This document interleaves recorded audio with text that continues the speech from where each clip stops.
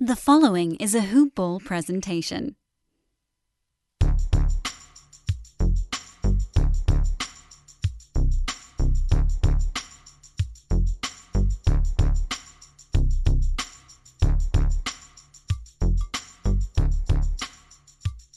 Good morning, Hoop Ballers, and welcome to another edition of Hoop Ball's DFS. Today, I am your host, Santino Cacone, and I will be actually rocking this one solo today, giving everybody a little day off. We only have a 5-game slate here, so we're going to breeze right through it, hopefully. I say we, and it's just me. I don't know who we is, but we will be rocking right through it, or me will be rocking right through it. We start with the big news. The first game of the night is going to be big news right there because KD is not going to play. But before we get into that, I do want to shout out to one of our presenting sponsors, MyBookie. And if you're not playing MyBookie, what are you doing? And ever since I started this podcast, people have been asking me for betting tips. I always get asked, who you got, Lakers or Clippers, Rodgers or Mahomes? And I'll tell you what. I tell them where you bet is just as important as where you're betting on. That's why I tell people to bet with MyBookie. MyBookie's rep is rock solid, and they've got the best odds, contests, and promotions in the business. They're the only place I trust to handle my NBA-related bets, the one sportsbook guaranteed to give me the best lines for the national championship college football game on January 11th, guys, 1 week from today, and on every NFL playoff game. You know me, and you know that I don't give out my stamp of approval easily. To earn it, you've got to be the best at what you do. And MyBookie is the best sportsbook out there, period. It's simple, sign up, enter promo code HOOPBALL, that's HOOPBALL, and get your deposit matched halfway up to $1,000. Head over to MyBookie if you want a little extra excitement to the sports you love and the games you love and the games you bet. So bet with the best, bet with MyBookie, and shout out to them again. Last night, I was just on there. I made a couple bets. I was playing a little bit of casino games. They gave me 25 free spins. I don't know what I did, but they gave me 25 free spins in this weird this weird slot game. But it was just fun. I think I won $12 on it, but anything's good. And it was just free out of nowhere. And I said, oh, okay, cool. But yeah, I digress. Let's get on into this game. I think this is going to be a quick one. I know Mike did his in about 45 minutes last night. He went through, I believe, 9 games. We got 5. Some of these games I don't even really like, so it's going to be a quick one. But the first one we have is the Utah Jazz at the Brooklyn Nets. The over-under for this is currently 231.5 with a negative 3-point spread from Brooklyn. They are the home favorites. I'm assuming this might change a little bit. With the news that I'll get to in just 1 second that Kevin Durant is not going to play in this one, and he's not going to play for at least 7 days. He will be quarantining. But he is definitely out for this one, as is Spencer Dinwiddie, as is Nicholas Claxton, and Derek Favors is probable. I'm assuming that as we get closer to the game time, this might go down a little bit. And the betting man says the under with no Kevin Durant, but who knows? Who knows? We'll see. Let's start with, you know what, I'm by myself today, so I'm going to start with the big news and the Kevin Durant side. We usually start with the away team, but I'm going to go straight into the Nets on this one. With no Kevin Durant, where do we look for value and where do we look for usage?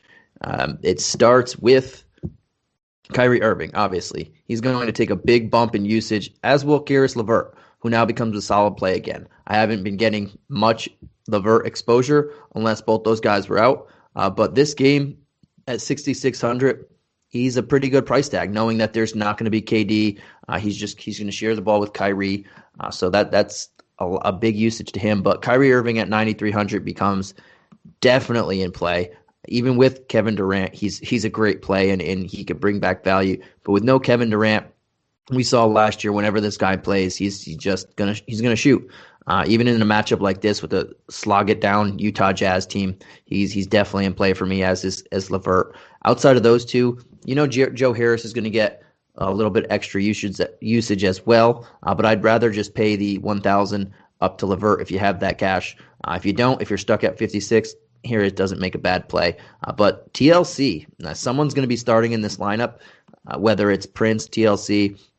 I know I call him Luke Carrot now. I know Luke Carrot's been getting a couple starts here and there anyway, but he's definitely going to be playing. And last time we saw that there was no Kyrie and Durant in that time, but he played 40 minutes in that game and dropped 21 points with 6 boards. So if he can get himself 30 minutes at 3,700, great value. Great value even in a slow down, pace down spot against the Jazz.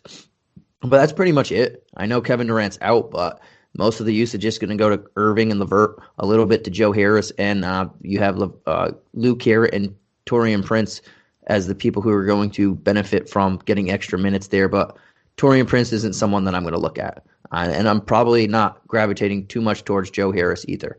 It's just if you're in that spot, he makes for an okay play. But let's get on over to the Jazz, who are the Jazz. They are super boring to me. The Jazz are one of the slowest teams in the league, sitting 24th this year in pace while having a defensive rating just outside the top 10. That's literally been the case with them for years now, and they just continue to play the same. On their side of the ball, Rudy Gobert is the most expensive player at 7,700, but he's going to go against 2 big bangers. I know Jared Allen isn't the greatest of defenders, so Rudy Gobert is going to be in an okay spot, but maybe less rebounds with 2 guys that are just pretty much his size as well. So I never feel comfortable playing Rudy Gobert at his nearly 8K price tag. His upside is just not. He's not a 25 and 20 guy. Usually he rips down boards, but he's just not a scorer. So usually gravitate a little off of him. But here, Mitchell and Conley are probably my 2 favorite plays on this team. Conley has been playing better. Mitchell's been kind of picking it up a little bit, but his upside is still pretty good. I would lean towards taking the $500 discount and going Conley, but either of those guys are decent for me. Outside of that, this Jazz team is never a team that I like to target. I can't get more than 1 or 2 players in it, if that. On a big slate, on a smaller slate like this, I'll give it some consideration. But I just don't like playing against a team that I know just doesn't want to move the ball and doesn't have the fantasy-friendly type of environment that you're looking for. But if I'm going to look here, I'll go the 2 guards. I think we can find a little bit better than Gobert at the center spot here. But let's move on to the next game. We have a rematch again. We're seeing this a lot. Teams rematching, whether it's one night after or just the night or one night after or one night in between. The NBA is trying to cut down on traveling, so this is why we have a lot of rematches, very short turnarounds. But we have the Los Angeles Lakers at the Memphis Grizzlies. In this one, we have Alex Caruso out for the Lakers, Caldwell Pope questionable, and LeBron James questionable. Feels like LeBron James has been questionable pretty much every game, and he has yet to miss a game. I know they were talking about rest and all this stuff going into it, but LeBron James has yet to miss a game. Knowing that, I don't think he misses this one either. Maybe we'll see though. But on the Grizzlies side, we have a big long list as usual. We have Justice Winslow, John Morant, Jaren Jackson headlining. Those guys shouldn't be back anytime soon. Then we have John Concar, who's also out. He played last game. Jonte Porter, Killian Tilly, they're all out as well. Now let's start with the Lakers. They're the away team. We're going to go back to the original script, what I do, like starting with the away team and then go into the home team. But the Lakers are also 9.5-point road favorites here, and the over-under is a lower 218. It's one of the lower on the slate so far. Probably the lowest. We have one game that we don't have the over-under for, and out of the 4 that we have, that this is the lowest by 10 points. So that's saying a lot of what Vegas thinks of this game here. On the Lakers side, I mean, it's the same thing usually. We have, if LeBron James misses, Kyle Kuzma comes in play to me. At 5,500, that's great value.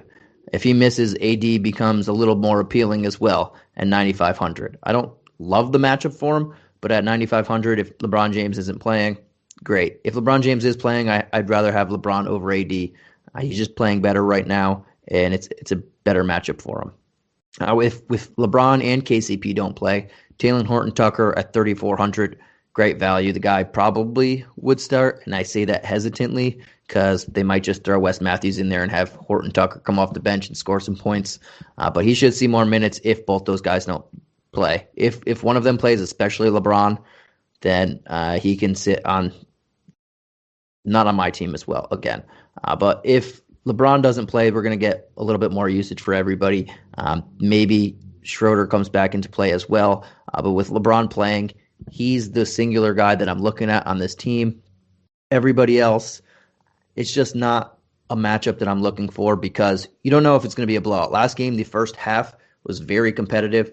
The third quarter started turning a little bit, and then it became a double-digit win. But what if they all play this game, it might not be that close in the first half again. So we might have more Horton Tucker or other people, just everybody playing a little bit of minutes here. So I don't feel safe outside of LeBron in this game. And if he doesn't play, then there's some value to be found here.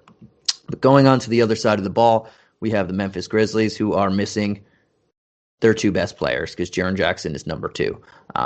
Here you have Jonas Valanciunas as the highest priced guy on this team at 7.76 or 7.6. I don't like him in this matchup against Gasol, AD, Montrezl Harrell, all these people that are just really good defensive team, and there's no Ja Morant to get him clean, easy shots. So I'm not going to look at him. Slow-Mo's been playing very well, but I don't also like this matchup for him either. He's not been shooting the ball particularly well, but he has been shooting the ball. If he was more 5,400 price tag, I would be all over him. 63, I think we have some solid value there to be found. But on the other side, there's just not too many people I am crazy about here with the game script and the potential blowout, the low game point total, and all this factors into I don't really trust any Grizzly to put my money there.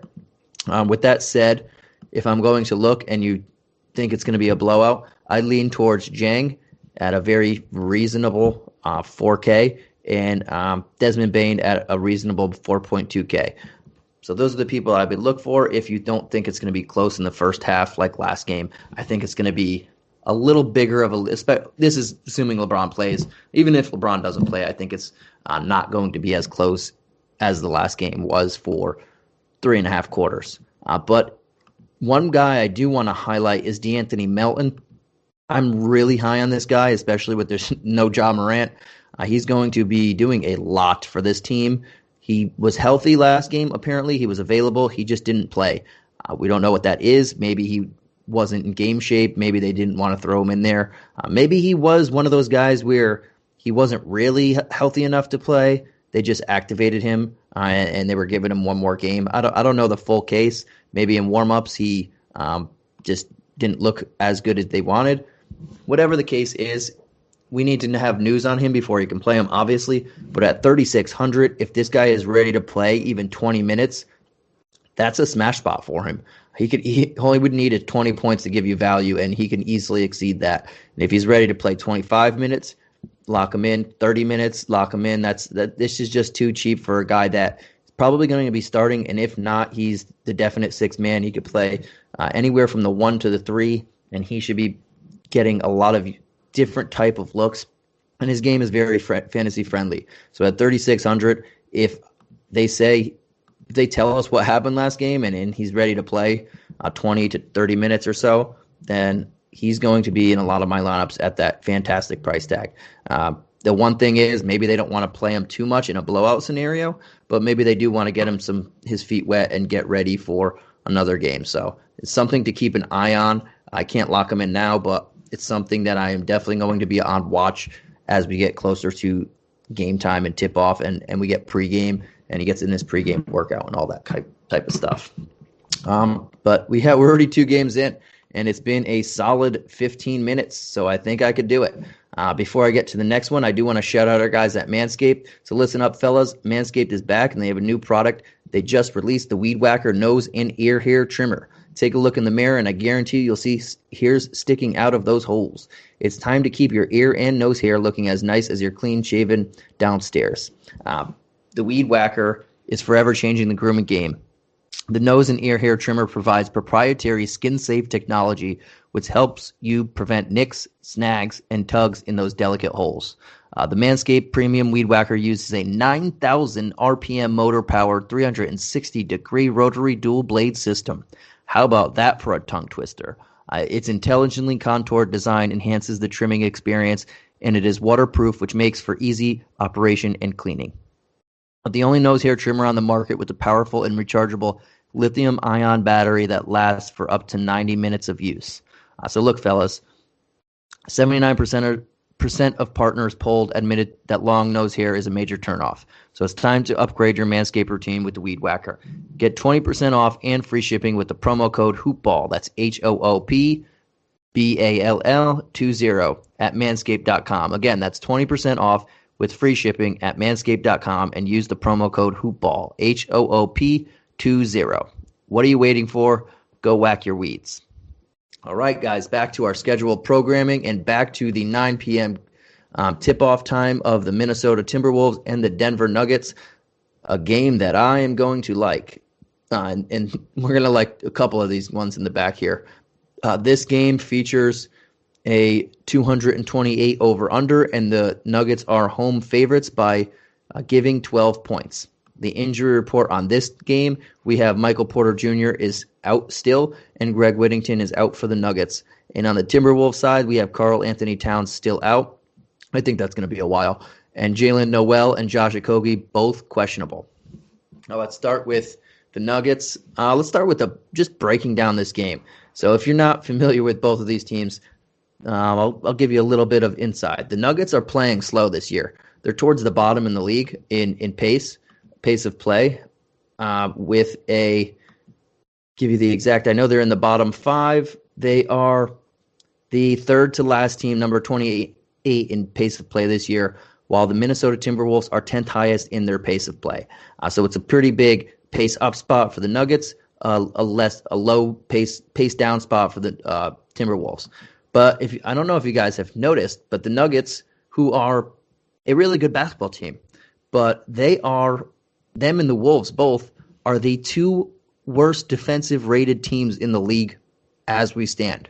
I know it's only been a handful of games, but the Timberwolves are the worst defensive rated team in the league right now, giving up 117 points per game, while the Nuggets are giving up 116.1. So that says a lot of things, that we might see a ton of offense, even if it's not pretty, even if it's a little slower of pace that the Wolves are used to, but we might see a ton of points on the board. And I know Vegas has them at 228, which of the 4 games currently over-under, they are third highest. So they're only higher than the last game. But something says that these teams aren't playing great defense. Let's start with the Timberwolves in this one. They have so many players, but nobody is standing out to me outside of D'Angelo Russell and Malik Beasley at the moment in this particular matchup. D'Angelo Russell's at 7,200, Malik Beasley's at 6,300. Russell has been shooting very poorly, and he's shooting 42% from the field, but he's shooting almost 40% from three-point land, which try and explain that one. And he's shooting 40% from the free throw line. So he's pretty much a 40-40-40 guy if you think about it, which is weird. But he's getting the volume. He's taking the last 3 games, 19, 16, and 15 shot attempts. He's averaging a little over close to 18 points a game. In DFS points, he's averaging nearly 30 points a game, or 35 points a game. So he's getting the volume. He's getting the shots up. He's initiating the offense. They just put Rubio back on the bench, but he's just not hitting them at an efficient clip. Going up against a team that I just mentioned is the second worst defensive rated team so far in the league, maybe he hits them. And I think this is a good spot for him. At 72, I'm willing to take that chance. And if you want to pay down and go with Malik Beasley, who is hot right now, the last 2 games, he's 18 of 29 shooting. He's made 8 threes in his last 3 games combined. He scored over 19, 21, and 25 in his last 3. You want to go with the hot shooter? Beasley's a guy too, because this is a good matchup for him. I like both these guys in this. I'm going to lean Russell if I have the money, just because I think at some point this guy is too talented to not have a big game here. He's kind of floating and just not doing anything. Last year he didn't really do anything either, and he made an all-star appearance, and then it hasn't been the same since. But I like him in this spot. And anybody else on this team, I want to love the Wolves because they just like to run and they don't play any defense, and it's fantasy friendly. But everybody is kind of jumbled right now. You don't know who's going to do what in any particular game. So I'm going to stick with the two guards here and then move it on over to the Nuggets side. And the Nuggets are in a great spot. These teams just played each other, but and we saw who did what, so we know. But they are in a great spot. I don't mind stacking Jokic and Murray. I actually really like it, and I prefer Murray to Russell, even though I said I think Russell's going to be pretty good. Murray's coming off 2 back-to-back 30-point games. There's no Michael Porter Jr. They need more offense. Gary Harris is providing nothing. Will Barton is looking lost. Paul Millsap's old. There's no one really else out there when Porter's not playing than Jokic and Murray. And Jokic is the highest priced guy on the slate for a reason. I've never seen centers. How many times can you see centers just averaging a triple-double? This dude has double-digit assists in every single game. He's just playing out of his mind right now. He's 60 fantasy points per game. This is a fantastic matchup for him. Even if Towns is there, he's still a great matchup for him. But without Towns, it just even gets better. And Jamal Murray, there's not a single person on the Wolves that are going to guard him, and he's getting the shots attempts. 3 of the last 4 games, he has over 20 shots. Fire him up here. I really love the pace up for them, and the team that they're playing just doesn't play defense. And when he's hot, it's going to be hard to stop him again. So those two guys are 100% in play for me, and I really like the idea of stacking them. Outside of them, again, I like the matchup. I like them playing against a team that can't play defense, but it's very hard to trust everybody at their price tags. Will Barton should be good. He should be able to get 35 points plus, but I just don't trust it. If you want to take a chance on him at 57, I don't hate it, but he's playing to make me not want to roster him at this spot. In terms of everybody else, I think they're pretty priced accordingly, but I do want to keep an eye on Gary Harris because he's been playing putrid. I don't know how else I can say that. Outside of 2 games where he went back-to-back games and he went 11 of 21, he just hasn't shot the ball well. The last 2 games, and even against this Minnesota team, he's shooting 3 of 19 or 17. So if he continues to play bad, the last game they put in Facundo Campazzo, who I really like, and if he's going to see another 20, 25 minutes, maybe take Gary Harris's role, try and light a fire under Gary Harris. At 3,300, he's very good value. So I'm going to keep an eye on that pregame. I can't lock him in. His role isn't safe, but it's something I'm going to keep an eye on outside of the 2 stars that I like on this team. But that's pretty much it for the Nuggets as well. There's not a lot of guys outside those 2 guys that you can trust, but you can trust those 2 guys. So let's go on to this third game of the night that starts at 10 p.m. tip-off time. It is the San Antonio Spurs against the Los Angeles Clippers. On the injury report, we only have Marcus Morris Sr. as out. And for the Spurs, unfortunately, Derek White is going to miss extended time again. He fractured his toe. Just a tough loss there. We also have LaMarcus Aldridge, not officially, but he didn't play in the last game, and I'm just going to throw him as questionable. He's not officially on the injury report as of right now, and neither is Quandre Witherspoon, but I'm going to put them both questionable because, 1, Witherspoon is rehabbing, 2, Aldridge, I don't know. We don't know what's going on with that guy, but something is afoot. The over-under for this game is the only one that we do not have at the moment. There's no spread, there's no over-under, but it's probably going to be in the middle of the 228 and the 218. I would say about 224 over-under, and I'd give the Spurs a solid 6.5 point spread at home, 7 point spread at home. But let's start with the Spurs here. We have DeRozan at 7,900, Murray at 6,800, Keldon Johnson at 6,500. Not huge on DeRozan in this one. I like the guy, but this is even though they're playing against the Clippers, who surprisingly are in the bottom 10 in defensive rating, as are the Spurs. The Clippers play at the slowest pace, while the Spurs play at the sixth highest pace. I think it's a pace down spot, and I'm not too huge on them because Paul George and Kawhi Leonard are there, and they can both guard them at any given moment. So that I'm just not feeling DeRozan in this one. Murray, kind of the same thing. I think Patrick Beverley's obnoxious and he can get in his head a little bit. But without Derek White, Murray's going to handle the ball more. So is DeRozan. Don't hate the price tag, but I'm not huge on it as either. Keldon Johnson to me is in a pretty good spot. I know he's only 300 less than Murray now. I think he's priced accordingly. I really wish he was back to around that 6K or 5.6. He jumped up 1,000 in his last two games. I would give him some consideration, but I just think that price tag is very good now. It doesn't leave so much room for improvement, but this guy just beats my projection every game. He's been really, really good. And he's going to probably be guarded by Nicholas Batum, who has been having a little bit of a resurgence. But I think he has the best matchup on this team. And if I'm going to go somewhere, I'm probably going to go Keldon Johnson. Outside of him, I think Jakob Poeltl, depending on what's going on with LaMarcus Aldridge, maybe LaMarcus Aldridge gets in play if he plays, but I don't know how much he's going to play. I don't know what he's going to do. It's a very weird situation, but Jakob Poeltl should play a pretty good amount of minutes, assuming he doesn't get in foul trouble and he can hang with this team and run.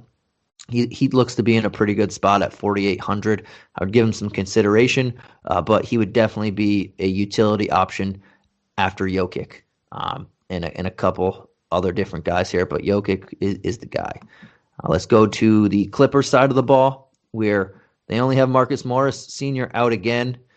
They said he was practicing last week, so he should be back soon, but he's not going to be back from this one. And the big news on the Clippers side of the ball, though, in terms of pricing, Paul George, who has been on a heater.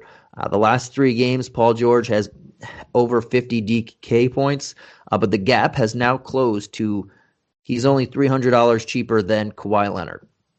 So in this game in particular, I'm going to go with the Claw for $300 extra. He's playing against the Spurs, and I don't know this for a fact, but I'm going to say that the masked man himself, is not too happy with the Spurs still. I know it's been a couple years, but I think he still has sour feeling against his former team, and this is a quote-unquote revenge game. I would take Kawhi Leonard in this one to just run up the scoreboard if he can, assuming that he's feeling pretty good and he doesn't get hit in the face again. But I really like Kawhi Leonard in this one. Paul George also is not a bad play, but for the only $300 difference, give me Kawhi Leonard and I won't look back in this one. Outside of him, I mean, Zubac is another cheap option at center for only $4,200. He should play a little bit in this game. I would expect him to see about 20 minutes unless they run Serge Ibaka a lot. But I just don't feel too safe about anybody else. It's pretty much Paul George, Kawhi Leonard, and everybody else is playing. So I can't feel too good about anybody else in this particular matchup with their price tags. And I'm going to jump on over to the last game of the night, which is the Chicago Bulls against the Portland Trailblazers. This game starts at 10:30 p.m. Eastern Time. And as of this writing, as of this recording, it is the highest points or game total of the night at 233.5, and I'm going to say it's going to stay that way. The spread is -10. Portland home favorites. They are giving 10 points to the Bulls. And on the injury report, we have Ryan Arcidiacono, Chandler Hutchison, Lauri Markkanen, Thomas Satoransky all out again because of health and safety protocols. And the Blazers have Zach Collins out and Rodney Hood, who missed the last game, as questionable. We're going to start with the Bulls. And we start with the guy who went off last game and made 9 of his first 10. He was just on fire. Zach LaVine put up 60 points last game. At 8K, he can definitely return value. I really like him in this. And the Bulls are playing at this is a pace up spot for everybody. The Bulls are playing at the second highest pace in the league right now. The Blazers are playing at the 13th highest. Portland, who we thought were going to be strong defensively, they've given up 115 points per game. I mentioned that the Wolves and Nuggets are last and second to last in points per game. Well, the Blazers are third to last in points per game. A lot of that was from the last game when Steph dropped 62, but they are still third. And the Bulls, they're not too hot either. They're the sixth worst defensive rated team right now. So we have two games where four teams are in the bottom six in defensive rating, and that's where I'm going to pretty much target a lot of guys in value. But Zach LaVine for 8K. I mentioned a couple other people at 8K or around that. I mentioned Paul George. That's it. But I really like Zach LaVine in this one. He is this, without Lauri Markkanen, he's the clear-cut number one scoring option. Kobe White would be the number two, but he's kind of been hit or miss so far. He had a very good game last game with no Luka going up against him. He went up against a diminutive Jalen Brunson, but I really like Zach LaVine. Outside of him, Otto Porter Jr. has been playing pretty well. I don't know if everybody's been seeing that, but he's getting the start with no Lauri Markkanen, and he's been playing pretty well at 6,400. I can give him some consideration. I do see a couple other people around that price tag, like Karis LeVert, that are pretty good. I mentioned Keldon Johnson. So I don't know how much too much. I won't have too much exposure to him, but he's been playing pretty good, and he's worth a mention. Other guys that should be quality in this one, depending on who gets the start in this one and how many minutes he could play. We could look at Thaddeus Young at 4,500 and Patrick Williams at 4,200. I'm going to go with the starter. Whoever gets the starters one is solid value. I won't expect a blow-up game from either of them, but they can easily return value for you if you're paying up for the bigger guys down there. And something to keep an eye on is the center position with Wendell Carter Jr., who's been hit or miss lately, but we have a Daniel Gafford sighting, and he's been playing pretty well, getting extra minutes there. That's something to keep an eye on as we go, not in this particular game, but as we continue to move forward. Unless this turns into a blowout, then Daniel Gafford's going to get 20 or so minutes, and that's at 3,300, he could easily return value for you. So if you think this is going to be a big blowout, then you can look Gafford's way, but I don't think that's the case at the moment. But let's flip on over to the Portland Trailblazers side of things. And before I do that, I want to shout out the good fellows at Hoop Ball. So quickly, guys, we need to pause the show for an announcement. It's a fun one. It's free stuff. Everybody loves free stuff. What's that stuff, you ask? It's the Bruise Letter is back. Oh, yes, back and fresh for the 2020-2021 NBA season. Our founder, Aaron Bruski, is writing an email newsletter filled with his most intimate nuggets, exclusive content that you cannot find anywhere else. It's not on the website. It's not on any podcast. It's not on any social media. It's only in this email newsletter, and you can sign up to get it for free. Just go to bit.ly/BruiseLetter2021 and sign up in 10 seconds. Again, the site is bit.ly/BruiseLetter2021. Aaron Bruski, straight to your inbox. And the Fantasy Pass, guys. So I know the draft is over. You probably Bruski 150 your way to a hell of a team, and the season's just begun. So the Fantasy Pass is still the best deal in the industry at just $4.99 per month. And now that we're into the regular season, there's zero commitment. Sign up for 1 month for $5, and if you don't like it, you can cancel. We know you'll love it, though, but it's always a nice option to have. The Fantasy Pass has everything you'll need to dominate all year. Updated projections, new fantasy appraiser tools, a schedule and streaming charts, pickups, drops, and our newest and coolest feature, the Hoop Ball Discord server, where you can all hang out with the Hoop Ball pros around the clock and get one-on-one help with your team or your DFS lineups, learn who's in, who's out, the inactives, the starting lineups on each team when they get released, all this good stuff, but you will love it, guys. I'm in there all the time. It's a great way to get more exposure and just get into people's minds, whether it's the pros or just interact with other people who love fantasy and want to share their thoughts and ask some questions that you might have. So please do check it out. Head to hoopball-.com and clock on the Fantasy Pass ad just below the main media wall. If you do just want the DFS pass, that's only $1.99 a month. So great value there, and you get all our articles, the Discord stuff as well, and everything else that comes along with it. But do check that out. You guys will not regret it. But before we I digress. Let's get back onto the Portland Trailblazers side of things. So obviously, Dame Dash is 9,800. He's an expensive guy. He's going against a team that he could absolutely torch. And the last two games, he started to shoot again, and that's welcome sight. He has 24 and 21 shots the last two games. He's only hit 21 of those shots, but he's taken them. And that's close to 50% right there, so that's a very good percentage. CJ McCollum's also been shooting, and he's taken 23 and 21, so they're pretty close right there. And you can get McCollum for a $1,400 discount. I would lean towards Lillard, though, in this matchup. I know he's a little bit priced up. If you have the money, he's good, but I'm still going to lean towards Jokic in this one, even price up more from that. Jusuf Nurkic, a guy that people are kind of ripping their hair out about. You might have taken him in the third round, likely the fourth, depending on your league. But this guy has just not been playing the way you expected. He's not even seeing the minutes the way you wanted to. And Enes Kanter is 5,400 right now, right under him, and he's been playing out of his mind. At some point, Nurkic is going to turn it around and bring back that game that we've been expecting. I think 6,400 in this type of matchup, in this type of environment, is very, very reasonable. And I like him more than I've liked him in the last couple games that they've played. So he's definitely in my player pool, depending on who I want in that util spot, because Jokic is going to be Jokic in this matchup, so he's most likely taking my center spot in the majority of my lineups. But if I have another spot utility that I want to throw Nurkic is definitely in play there. And if I wanted to price down from Jokic in a couple lineups, which I will, Nurkic is definitely in play for me as well. More so than Kanter, even though Kanter's been playing awesome.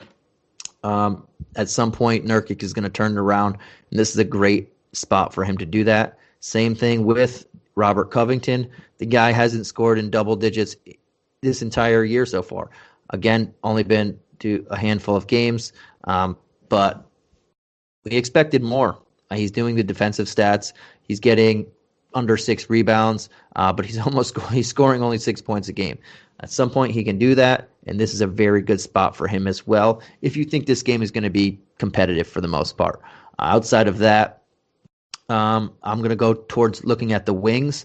One of Derek Jones Jr. and Gary Trent Jr. Should be doing something in this game.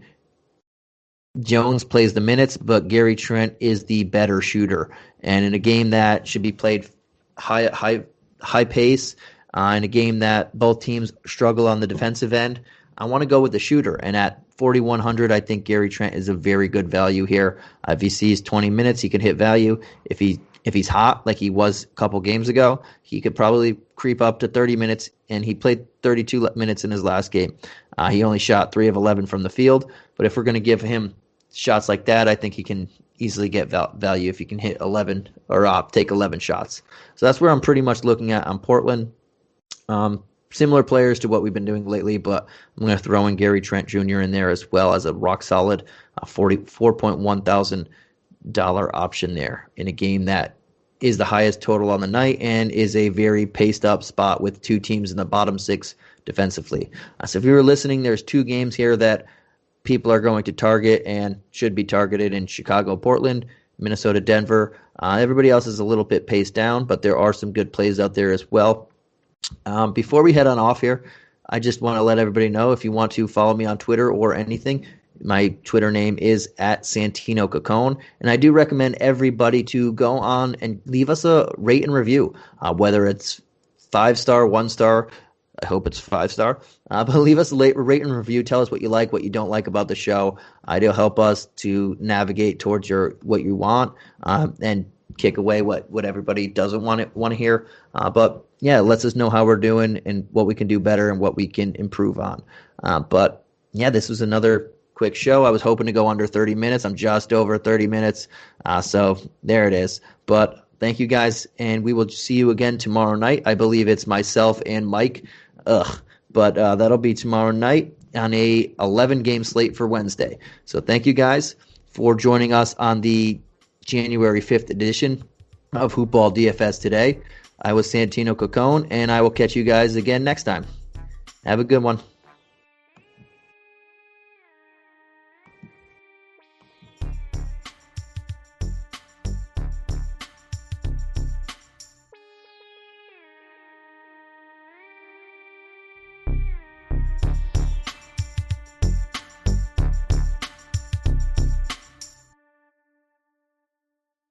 This has been a Hoop Ball presentation.